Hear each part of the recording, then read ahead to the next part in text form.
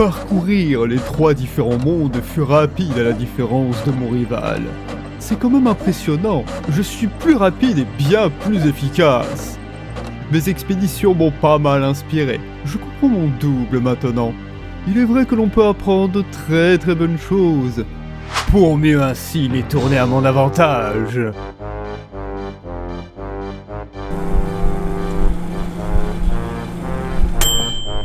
Oh, ma dernière vidéo est prête. Comme j'ai beaucoup de travail, je suis obligé de refourguer le montage à d'autres... personnes, dirions-nous. Voyons voir celle-là. Bonjour à tous, futurs fans de moi. Aujourd'hui, je me permets d'aller à la rencontre d'une déesse nommée Malice. Puis-je, qu'entends-je? Vous l'aviez déjà vue? Certes. Mais si je vous racontais qu'on... Vous a menti! Oui! On tente de vous faire croire que ce jeu qui a tué le studio Argonaut serait pas si mal que ça? Pas une catastrophe? Non, mes amis, c'est un mensonge éhonté pour vous faire croire à une illusion symptomatique d'une conscience incapable de décerner entre deux choix corollaires par l'absence d'une volonté d'acceptation pour vous prendre dans les boutons. Malice sur Xbox et PC est une catastrophe intersidérale. Il n'y a pas à chercher, le personnage est juste injouable, les graphismes immondes explosent notre rétine. La dinguerie, le scénario est inexistant et je ne préfère rien dire concernant la musique, une horreur auditive. Certains fous mentionnent un prototype pour excuser la fainéantise des développeurs. Moi je dis non, ce n'est pas une excuse. Il faut arrêter de justifier des caprices ou de l'incompétence à l'état pur. Et ce n'est pas Malice qui dira le contraire, n'est-ce pas? Impayable cette fille, non? Mais pour continuer dans cet enfer. Mais c'est absolument incroyable tout cela. Plus qu'à l'uploader sur la plateforme et on attend gentiment les vues, je sens que le succès sera immédiat. Il n'y a aucune raison que cela ne fonctionne pas. Et ce cher canard jaunâtre qui se fait toujours attendre puisqu'il n'a plus rien posté depuis sa vidéo sur la passion qu'il aime moins. Tant mieux, ça me laisse le champ libre pour agir. Voyons voir ce qu'a fait ma précédente vidéo comme score. Oh, ça doit se compter en... Allez, soyons réalistes un peu. 30 000 ou 3 000 seulement 3 vues? Ce n'est pas grave, c'est pas grave. Les gens viendront, en masse. Il faut juste savoir attendre. Attendre tranquillement. Attendre le moment parfait. En attendant, occupons-nous l'esprit. Alors, Town with no name.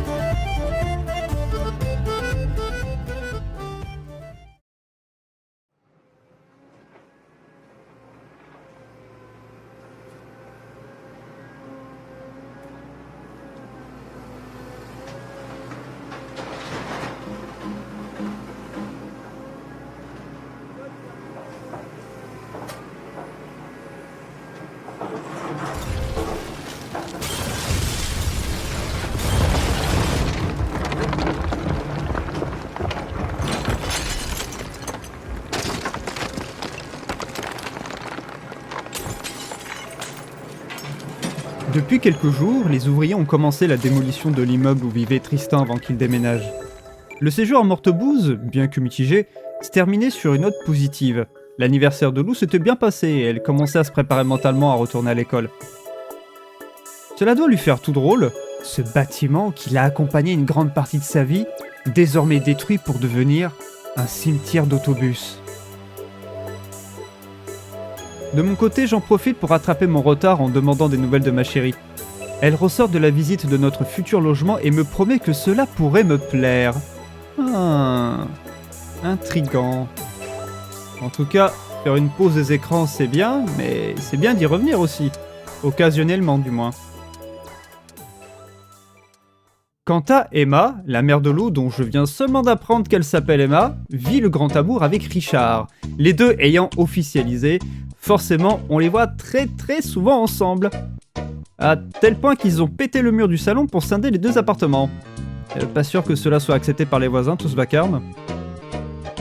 Et alors qu'on n'y pensait plus, la rentrée arrive, fini les vacances. Je sentais que depuis notre retour de la campagne, Lou n'avait pas l'air d'être au top de sa forme. Et le retour au collège ne fera que confirmer cette pensée. Cette dernière et Mina, sa meilleure amie d'enfance, sont pour la première fois séparées. Elles sont toutes deux dans 2 classes différentes. Il manquait plus que ça, dirions-nous. C'est dans sa nouvelle classe que Lou fit la rencontre d'une étrange fille gothique ou émo qui n'en a rien à foutre de l'école et ne pense qu'à se tailler de là, répondant au doux nom de Marie-Émilie. Ouais, tout de suite ça casse le mythe. Malgré l'attitude de celle-ci, elle ne rechigne pas à l'idée que Lou s'assoit à côté d'elle, ni qu'elle traîne avec. Ou c'est plutôt Marie-Émilie qui traîne avec Lou, enfin je sais plus, bref. Pendant que Lou est à l'école, je réalise que la date du déménagement est proche, et je n'ai clairement pas fini d'emballer mes derniers cartons. Aïe, il va falloir que je rentre chez moi. Mais la décision reste encore incertaine. Cependant, je dois admettre que cela commence un petit peu à être plus simple pour moi pour prendre ma décision. Lou rentra de l'école et Emma nous emmena nous montrer quelque chose dans un magasin. Elle avait l'air très excitée de nous le montrer, pas de mauvaise blague hein, et je n'y pensais plus avec tout ce qui se passe, mais son livre Sidera est enfin en vente. Incroyable, bravo Emma. Elle envoie un message positif à toutes les personnes désireuses de se lancer mais ayant peur du refus. Persévérer. Elle a dû mettre 2 ans avant de pouvoir en tirer quelque chose. Reste à savoir si le livre se vendra comme il faut, hein, parce que Emma a pas mal de loyers impayés auxquels la proprio réclame constamment. La fameuse Madame Schurm. Je l'avais vue dans le dessin animé. Je suis étonné de la rencontrer que maintenant. Bon, sans doute parce que la série animée n'est apparue que plus tard et les habitants de l'immeuble n'ont pas tous été complètement créés. On en profite pour récupérer le courrier et le remonter à l'appart. Il y avait une lettre pour Lou de la part de Paul. Je pense que cela a dû lui faire plaisir, pendant un instant à ne plus penser à ses soucis. Ouais, mais seulement pendant un instant. J'ai pas l'impression qu'une simple lettre pourrait y remédier et j'avoue moi-même ne pas trop comprendre qu'est-ce qui la chagrine à ce point. Le changement ? Le changement. C'est pas un raisonnement idiot ça. J'en profite pour réfléchir pendant que Lou va passer la soirée chez Marie-Émilie, dont j'apprends que ses parents sont les plus intentionnés qui existent. Peut-être un peu trop attentionnés parfois. Mais pour revenir au changement... Et si... j'en sais rien. Je commence à avoir un début de réponse, mais je n'ai pas suffisamment d'éléments pour me le confirmer. Peut-être me serais-je trompé, et cette BD n'est pas aussi simple qu'elle en a l'air. Pas sûr, mais mon intuition va dans ce sens-là, et j'ai aussi la sensation que cela pourrait m'aider à y voir plus clair pour moi. Je n'ai cependant pas trop le temps d'y réfléchir, car, comme je m'y attendais, la déprime de Lou est toujours présente et s'accroître. Jouer avec ces vieilles poupées ne l'intéresse plus, elle commence à enfiler des vêtements comme pour retourner en enfance, mais sans jamais y arriver. Avec ça et ce qui s'est passé avec Mina, j'ai l'impression que cela va être difficile de la réconforter. J'ai essayé en l'accompagnant, en prenant le métro avec elle, tenté de lui parler, mais rien n'y fait. Je me demande bien ce que l'avenir lui réserve. Je prends donc la décision de la laisser tranquille. Être constamment sur son dos n'est pas une bonne idée. Et je lui montre que je reste là en cas de besoin. C'était clairement le jour et la nuit ici. Parce que côté Emma, tout va pour le mieux. Elle décide même de téléphoner à sa mère pour lui annoncer la nouvelle. Même si leur relation s'est améliorée depuis Mortebouse, il reste encore quelques moments où ça ne passe pas complètement, à en juger par les réactions d'Emma. Et pourtant, je suis sûr que sa mère continue de faire des efforts malgré tout. Alors que l'on prépare le dîner du soir, les notes et les ventes du livre d'Emma continuent de grimper. Le succès est quasi certain. On pourrait presque le fêter en avance, mais ne vendons pas la peau de l'ours avant de l'avoir tué. Le repas se prépare tranquillement. Ce moment d'accalmie m'aidera à réfléchir concernant la question du changement auquel je me pose depuis le début de ce tome. Sauf que je suis tiré de mes pensées en entendant Emma parler fort avec un ton de voix très inquiet. Lou a disparu. Elle n'est pas dans sa chambre, elle ne répond pas au téléphone, elle n'est ni chez Mina, ni chez Marie-Émilie, dont cette dernière se sent fautive. Elle aurait mal agi et poussé Lou à sortir de ses gonds. Elle suppose même qu'elle s'est suicidée. Emma est en pleine panique. Bon, ça suffit, je vais aller moi-même la chercher. Elle n'a pas dû aller bien loin. Ah, la pluie torrentielle m'aide pas beaucoup. La ville est grande, mais je pense que trouver une jeune fille en robe avec des bottes noires ne serait pas trop compliqué. J'ai beau l'appeler, je n'ai aucune réponse. La situation est stressante et me pousse à réagir vite.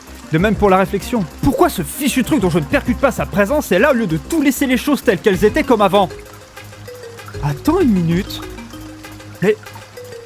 comme avant. Les bottes noires datant d'un autre temps, la robe blanche de petite princesse, rejouée avec ses vieilles poupées d'enfance, l'ancien immeuble de Tristan. Le cimetière des autobus.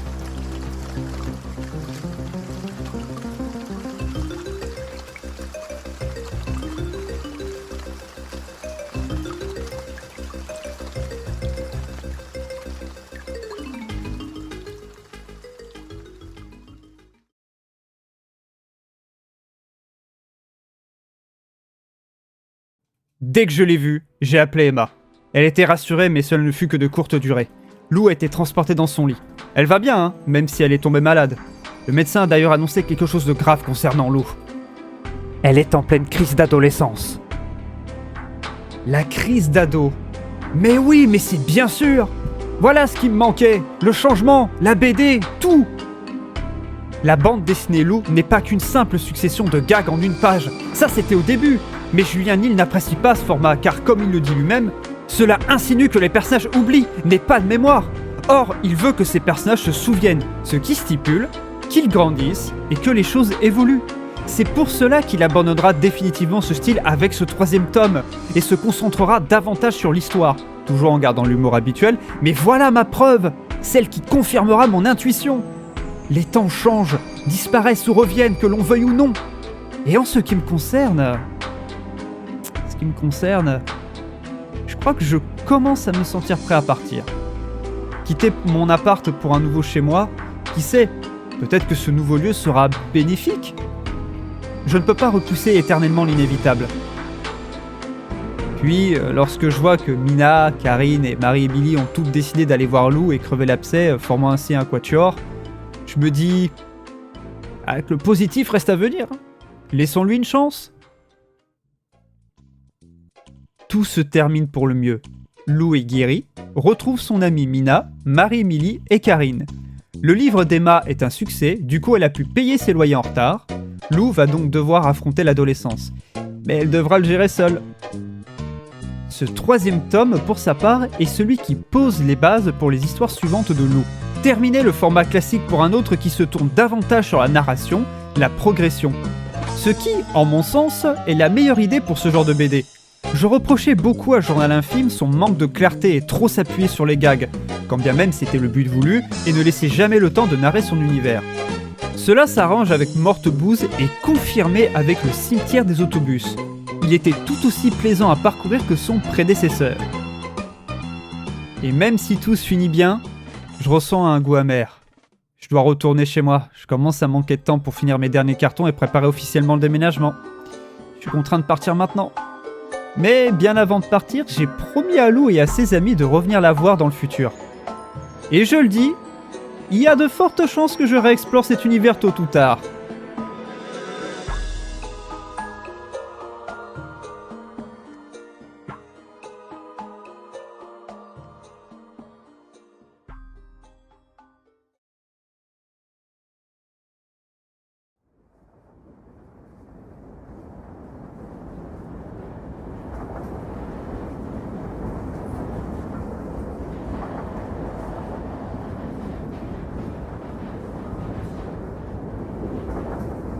Ah, pas fâché de reprendre cette apparence.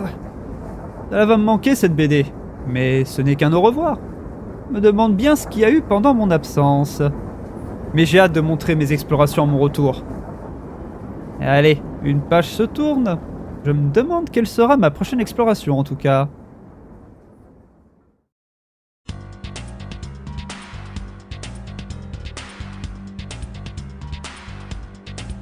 De l'école et ne pense qu'à se tailler de là, répondant... j'ai cafouillé sur la fin. C'est dans sa nouvelle classe que Lou fit la rencontre d'une fille... Oh putain. C'est dans sa nouvelle classe que mais putain, mais... Pendant que Lou est à l'école, je réalise que la date du déménagement est proche et je n'ai clairement pas fini d'emballer mes cartons. Et j'ai oublié un mot. Ce sera un succès qu'elle puisse payer ses dettes. Ou on... Ah, blablabla. J'ai cafouillé sur la fin. J'espère que le livre d'Emma sera un succès.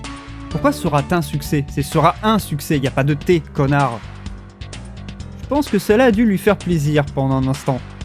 Non, mais... Ah, j'en ai marre. Jouer avec ses vieilles poupées ne l'intéresse plus. Elle commence à enfiler des vêtements, comme pour retourner en enfance, mais sans jamais y arriver. J'ai cafouillé sur la fin. Pourquoi ce fichu truc dont je ne percute pas sa présence est là au lieu de tout laisser De tout laisser. Ah, fais chier, je t'ai bien lancé. La bande dessinée Lou n'est pas qu'un... Ah, cela insinue que les personnages oublient. Mais merde, je peux pas repousser... Puis, lorsque je vois Mina, Karine et Marie-Émilie... Ah non, c'est lorsque je vois que... Oh putain. Terminer le format classique pour un... Oula. Mais bien avant de partir, j'ai promis à Lou et à ses amis de revenir la voir dans le futur. Je vais la refaire.